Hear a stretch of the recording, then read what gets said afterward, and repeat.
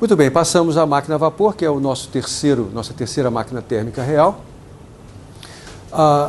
Nesse caso, esse é um caso bastante distinto dos demais, porque agora a substância de trabalho, em geral a água, ela vai mudar de estado físico ao longo desse processo. Isso é um fator fundamental para que funcione bem uma máquina a vapor, porque eu tenho que fazer com que a água vaporize para aproveitar a expansão envolvida na mudança de fase em meu benefício, tá certo?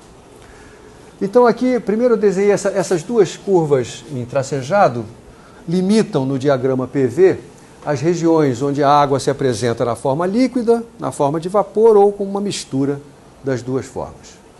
E a mágica da máquina ou da turbina a vapor é utilizar-se deste fato.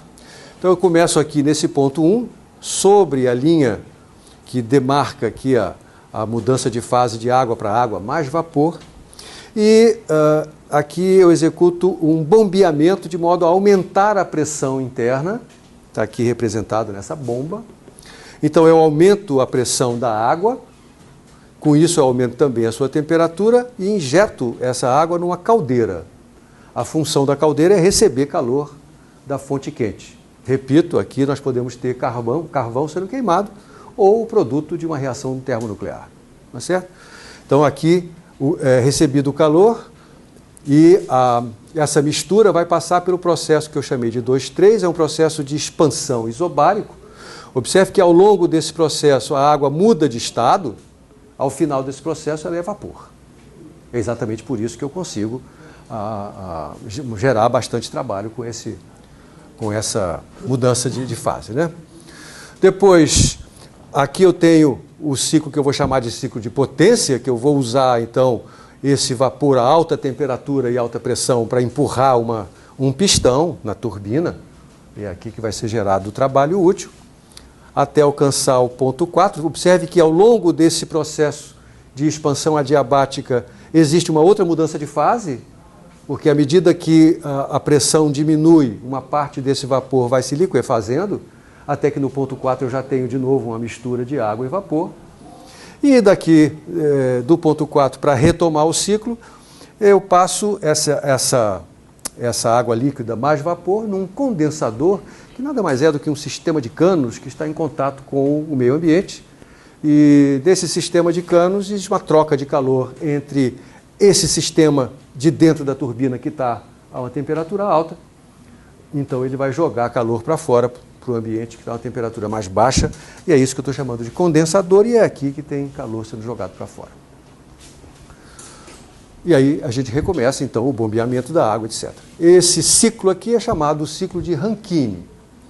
E eu quero fazer alguns comentários sobre ele, porque esse ciclo envolve dois processos isobáricos.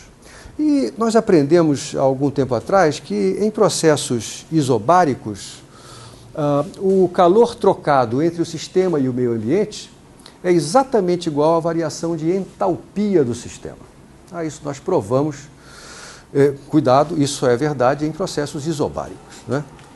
Nós sabemos, por outro lado, que a eficiência de uma máquina térmica qualquer, e isso é um resultado apenas da primeira lei da termodinâmica, que é trabalho sobre o calor recebido da fonte quente. Por causa da primeira lei, a gente pode exprimir esse trabalho em função do calor recebido da fonte quente e devolvido para a fonte fria. Isso aqui é 1 menos, vamos lá, eu estou substituindo onde tem W, ficou QQ menos QF, QF sobre QQ. Então eu posso estimar a eficiência do meu ciclo de Rankine ou da minha turbina a vapor se eu conseguir ter uma medida de quem são QF e QQ. Muito bem, como eu disse, calor é jogado para o reservatório frio apenas nesse trecho do ciclo, que é um trecho isobárico. Portanto, eu posso exprimir QF apenas como uma diferença de entalpias. Então eu posso dizer que o QF que aparece aqui é a diferença de entalpia entre o sistema quando está no estado que eu chamei de 4 e o sistema quando está no estado que eu chamei de 1. Então isso aqui é ΔH de 4 para 1 que é H de 4 menos H de 1. Tá? Muito bem. Agora, será que eu posso fazer mágica equivalente com o calor recebido da fonte quente? Esse aqui é o problema. Tem mais de um processo no qual eu recebo calor da fonte quente. Na verdade, não é bem isso. Neste processo aqui, se isso aqui fosse um gás ideal, aqui estaria envolvido um aumento de temperatura, né? Cuidado, isso aqui não é um gás ideal, isso aqui é água. É um líquido. Então eu posso, num líquido, aumentar a pressão sem mudar o volume, sem mudar significativamente a temperatura. Veja, inclusive, que aqui é o bombeamento, e nesse bombeamento, o sistema, ou a substância de trabalho, que é a água, não está em contato com o calor recebido do combustível. Então aqui, e por isso que eu fiz a pergunta, se isso aqui fosse um gás ideal, certamente aqui haveria calor envolvido. Nesse caso, não há. Ou, vamos dizer assim, é uma coisa muito pequena e não tem a ver com o calor recebido do combustível. Eu só tenho calor recebido do combustível, de fato, nessa parte do ciclo, entre 2 e 3. E outra vez, isso é a variação de entalpia entre 2 e 3, e isso é H3 menos H2. Portanto, eu posso exprimir a eficiência de uma máquina a vapor ou de uma turbina no ciclo de Rankine em função das entalpias dos diversos estados pelos quais a turbina passa. Isso vai ser 1 menos, quem está no numerador é esse aqui. Ainda tem mais uma mágica, é a seguinte, é que para o caso de um líquido, essa variação de pressão que está acontecendo entre os estados 1 e 2 provoca uma variação de entalpia muito pequena. Isso porque o volume de um líquido muda pouco com a pressão.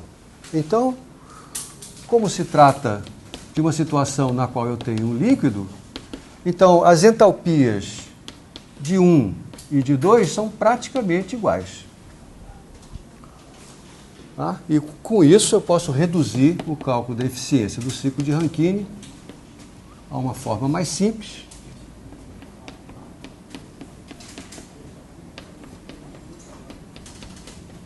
Que é essa que aqui está.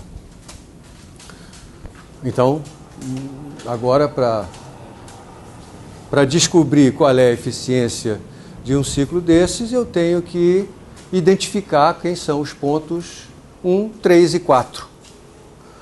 E aí, como é que eu descubro a entalpia?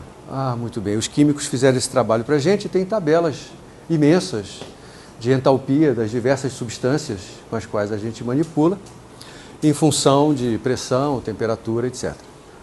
Então, essa eficiência você pode obter se você souber quais são as pressões envolvidas, né, consultando uma tabela dessa. Outra vez, o texto que eu estou utilizando tem exemplos, se você estiver interessado nisso, tem exemplos de como isso aqui pode ser calculado. Outra vez, eu não vou me deter nisso aqui.